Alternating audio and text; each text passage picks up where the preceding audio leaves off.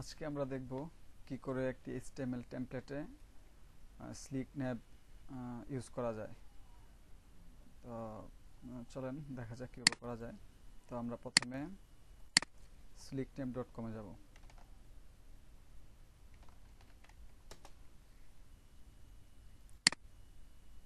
এই যে address slicknab.com।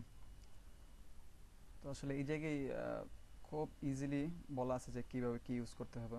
এই যে ইউজেস ইনস্ট্রাকশনটা দেওয়া আছে, বলা আছে included the CSS and JS file.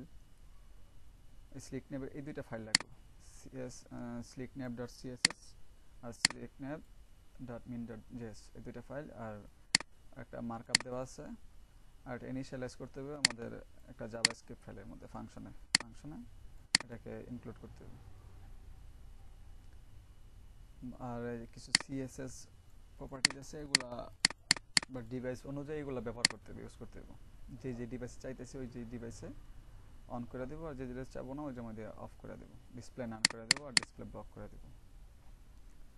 R available option আছে অনেকগুলো jQuery-র প্রপার্টিসগুলো আছে, যেমন লেভেল ডিফল্ট থাকে, মেনু আমরা চাইলে চেঞ্জ করতে পারবো, তারপরে duplicate true, duration, easing open, easing close, ইফেক্টগুলো আমরা মেনুর মধ্যে দিতে পারবো। তো চলুন দেখা যাক কীভাবে করা যায়। ফার্স্টলি আপনি এই জায়গা থেকে ফাইলটা ডাউনলোড করে নেবেন। ডাউনলোডে ক্লিক করলেই ডাউনলোড অপশনটা এসে পড়বে। ডাউনলোড হয়ে গেছে। এটার মধ্যে দেখবেন যে ফাইল আছে,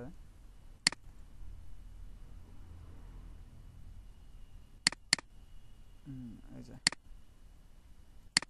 এই ফোল্ডারটার মধ্যে আপনি একটা পাইবেন যে slicknab.css, slicknab.min.css। তো আমরা slicknab.min.css টা ইউজ করব।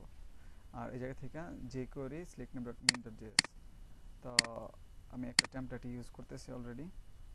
তো এই টেমপ্লেটটার মধ্যে দেখব কীভাবে slicknab ইউজ করা যায়।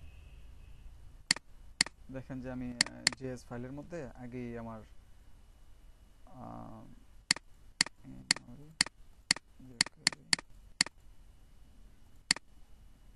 CSS ফাইল দেখি, CSS ফাইলের মধ্যে slicknab-টা নেওয়া আছে, slicknab.css টা নেওয়া আছে।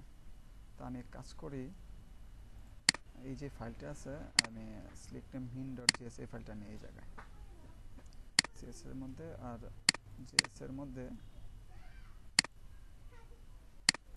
jQuery.slicknab.js এই ফাইলটা নিই। আমার যে ইন্ডেক্স পেজটা আছে ওপেন করি,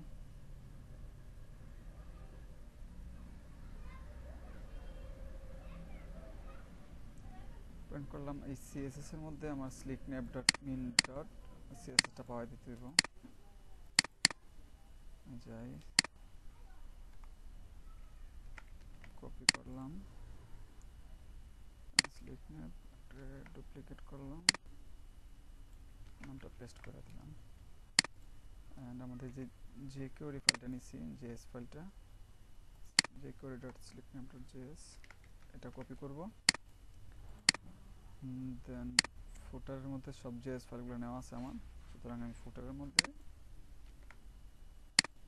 নামটা দিয়ে দিলাম। এখন কাজ হচ্ছে আপনার ডকুমেন্ট রেডি ফাংশনের মধ্যে আমাদের slicknab-টা ইনিশিয়ালাইজ করতে হবে। যেখানে বলা আছে slicknab মেনুর ভিতরে এই যে ইনিশিয়ালাইজ ফাংশন মেনু slicknab, আমাদের যে মেনুর আইডিটা হবে বা ক্লাসটা ওটা দিতে হবে জায়গায়, আর slicknab এই জিনিসটা থাকতে হবে। তো আমরা যদি দেখি এই জায়গায় ডকুমেন্ট রেডি ফাংশন আছে,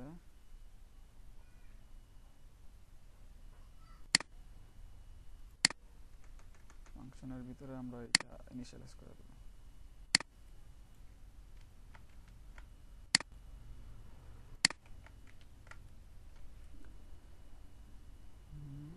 আরো কিছু আছে, যেমন এই যে slicknab মেনু ডিসপ্লে, এটা আমাদের নিতে হবে।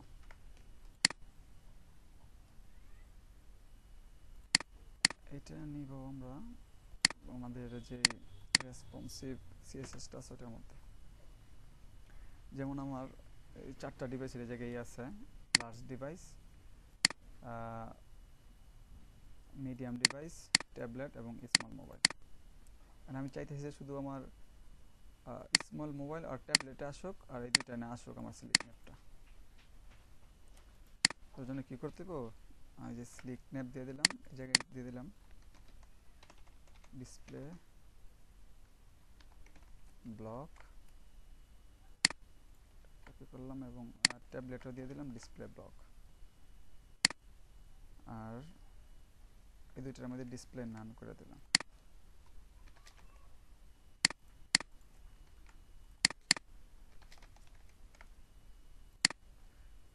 এখন আমরা দেখব যে আমাদের যে ইন্ডেক্স ফাইলের মধ্যে মেনুটার মধ্যে কি ক্লাস বা আইডি ইউজ করা হয়েছে।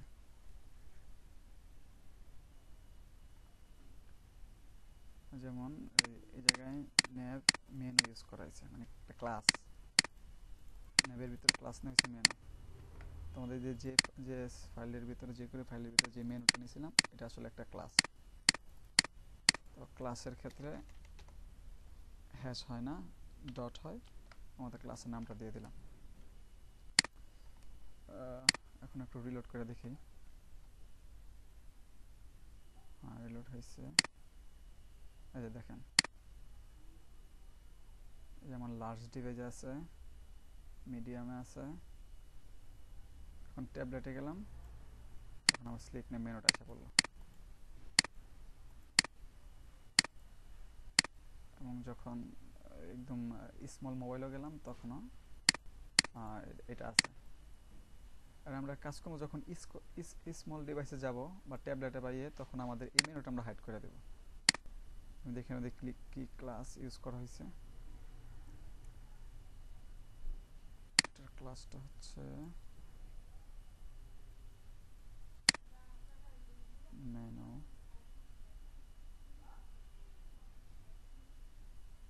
হ্যাঁ, মেনু ক্লাসটা ইউজ হয়েছে। Menu class header area logo class. আমরা কাজ করি, আমরা রেসপন্সিভের মধ্যে এই জায়গায় ক্লাসটা লিখলাম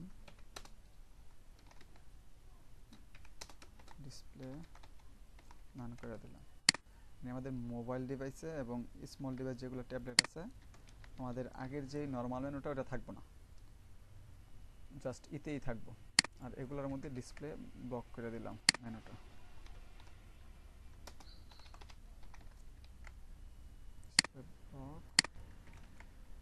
ডিসপ্লে ব্লক।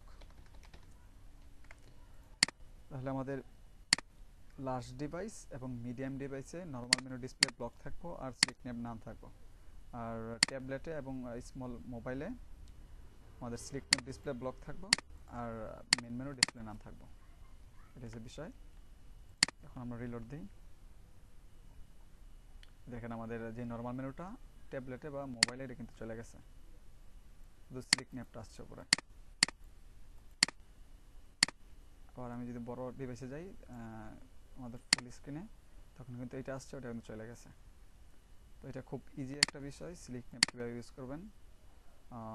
আশা করি বুঝতে পারছেন কীভাবে স্লিক নেম ইউজ করতে হয়। যদি সমস্যা হয় কমেন্টে জানাবেন, ভিডিওর কমেন্টে। আমি আশা করব যে নেক্সট টাইমে আরও ভালো করে সলিউশন করতে, বা অন্য কিছু জানার থাকলে ওয়েব ডেভেলপমেন্ট বা ডিজাইনের কোশ্চেন করবেন, আমি চেষ্টা করব ওইগুলো সলিউশন দিতে। Thank you.